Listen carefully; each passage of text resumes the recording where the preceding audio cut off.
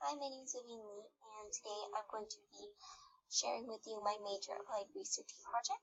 The topic that I chose to research and learn more in depth about is the flipped classroom.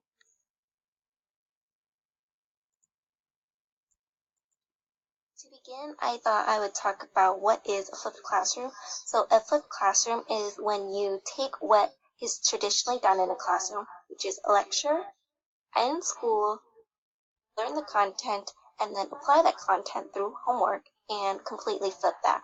So now in a flipped classroom, at home, you do your lecturing by reading books, watching videos online, watching the lecture online so the teacher can pre-record the lecture and post it online for the students can view as their homework.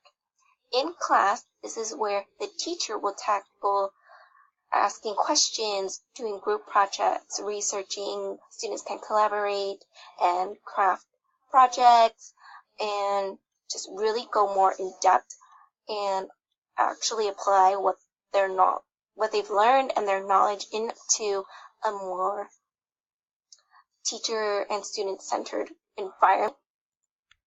Okay, so now let's take a deeper look into what flipped classroom is, but a more full picture. So as you can see, I provided this visual for you to get a better look at this full picture.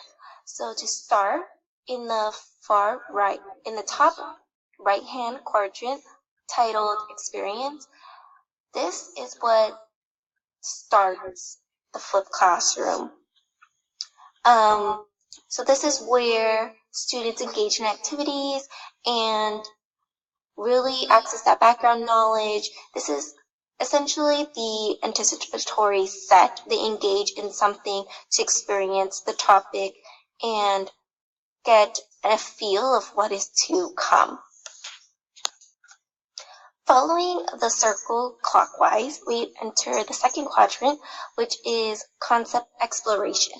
And so this is what the students need to know. And this is really where the flip in flipped classroom happens, because this portion happens at home. So typically lectures in a traditional classroom happen in class, whereas in a flipped classroom, students will watch the lectures through videos and audio lectures at home for their homework. And so websites like Khan Academy or TeacherTube or other video services are sent home with them as homework, where they learn about the concepts and they are able to just collect all those details and concepts at home in order for a more content-focused lesson at school. What is beneficial about this in a flipped classroom is that students get to do it at their own time and in their own setting. So it's very personalized for them. And learning preference are really taken into account. Students can choose where they do it. So if they want to do it in a dark room or in their bedroom or in their kitchen, listening to music, or they want to do it on their learn while they're sitting at a desk or on their couch. It's all up to them, and it really helps differentiate the learning for that very student. So after students have explored on their own and just listened to the lecture, we move on to the next quadrant, which is meaning making. And so this is where students are able to reflect on what they learn related to what they know, to all that background knowledge. They also get themselves ready to work on projects, and maybe they can do reflections or journals, whatever it may be, to help them understand that information better on their own. And the last phase is application. So this is where after students have experienced it, gathered their background knowledge, and then learned it on their own and then reflected on what they learned, and now they're going to apply what they've learned. They're going to work on projects, engage in discussions, and really take control of their own learning. And in this part, it's supposed to be very learner generated. Now let's take a look at some of the pros and cons of flipped classrooms. So I'm going to start with the cons because I feel like you should start with the bad and end on a good note. First is that it creates a digital divide. So even though we live in an age and time where technology is more accessible, sometimes depending on your economic situation, some students might not be able to have access to the necessary technologies in order to view and watch the lectures that their teacher or professor will post online. So especially with students in low income areas, they might have limited access to these resources. Second, there is a reliance on trust on both ends of both the teacher and the student. In regards to the student, the student has to be prepared every day for class by watching these videos, and the teacher has to trust them to watch these videos. On the other hand, the students have to trust that the teachers will post the lectures online on time and is available for them when they need to watch it. Which leads into number 3, where it requires significant work on the front end for the teachers. They have to record all the lectures prior to the day that the students need to view it. This can require a lot of research and editing and uploading, which are skills that not necessarily everybody has, and it takes a lot of preparation to create these videos. And then also, in the classroom, it also takes a lot of preparation for the teacher to set up for projects and make sure their discussion questions are ready. Everything still requires a lot of time and effort for the teachers. And lastly, time in front of screens and computer screens is heavily increased since students are watching the lectures on a computer or on their phones. That time that they're spending on their phones or the computer has significantly increased, and not all students learn best from lectures on the computer and through a computer. And so even though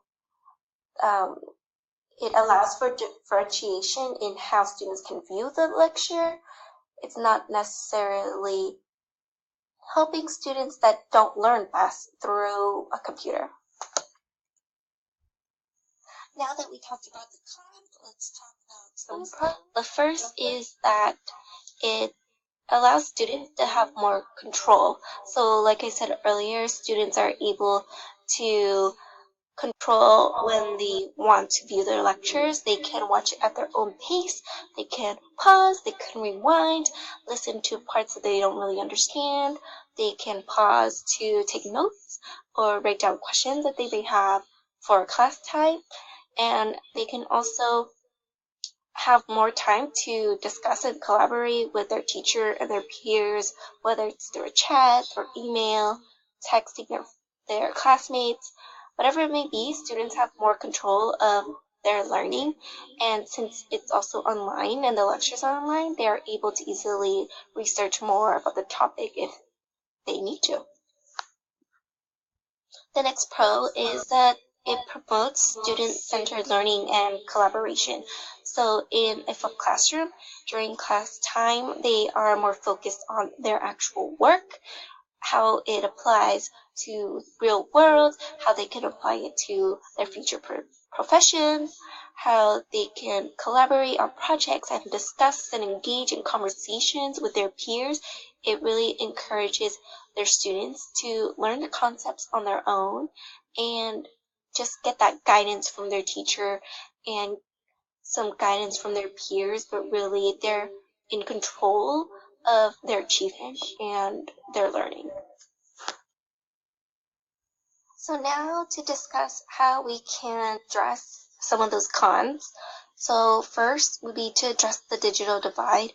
I think this could be beat with just some creativity. So if students have computers but maybe no internet, you can provide them with a flash drive. Or maybe if they have a really old computer, a floppy disk or a CD. If they don't have computers, but maybe they have a TV, lectures can be burned onto a disc so they can watch it on their TV, so like a DVD. You could create podcast audio files where they can listen to it on their phones or MP3 players or iPods. I think with a little ingenuity, we can beat that roadblock. And with that, I think flipped classroom is something that is going to continue to grow, and more teachers and more districts are going to implement it. For me personally, I think it's something that I would do in conjunction with a traditional classroom style, maybe for specific lessons or specific topics or content areas. It would be beneficial. Maybe if you feel that, like say if you're working on a project or you have big plans for a huge project in class that requires a lot of discussion and collaboration with students, then I would flip the classroom and have them learn through videos, and then when they come to class, I can focus and more on the projects, whereas other times lecturing in class is very beneficial because some students need that extra support and face-to-face learning, and so you really have to differentiate your classroom in a way that you can provide them with the option of learning through videos for some parts of the day and provide them with face-to-face lectures for other parts of the day, and that really helps with differentiating for both types of students that prefer either or method of learning. And so that is my presentation on flipped classroom. On the next slide, you're going to see my references, and I hope you enjoyed and learned a little bit more about flipped classroom, and thanks for watching.